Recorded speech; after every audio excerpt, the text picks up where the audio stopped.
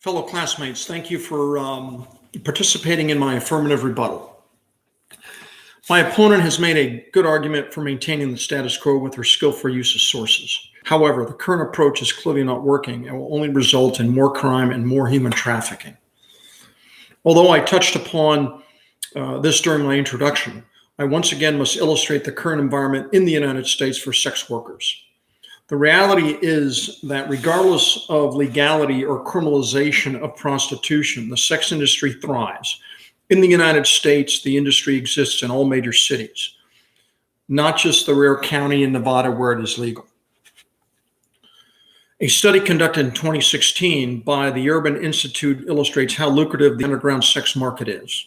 The research estimates revenue ranging from $39.9 billion to $290 million in many cities such as Atlanta, Dallas, Denver, Miami, San Diego, Seattle, and Washington, D.C. There are an estimated 1 million prostitutes in the United States. Unfortunately, prostitutes who enter the market, either by force or voluntarily, face little to no protection from abuse or access to disease prevention due to the threats prostitutes face from law enforcement. This is the reality, and this is the status quo my opponent wants to maintain. My plan, using the German model, would require sex workers to register annually and renew their registration every year.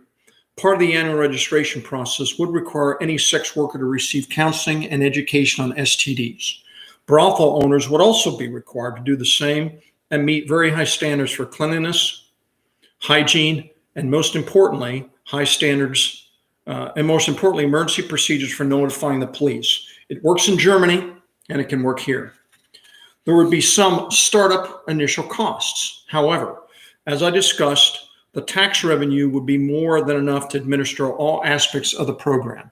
Additionally, it would free up some law enforcement to focus on the current surge of violent crime in our country.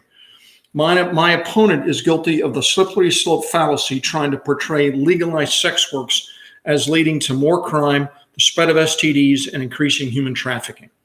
The results from Germany and New Zealand challenge her assertions. My opponent has enlisted the same old arguments when challenging my resolution.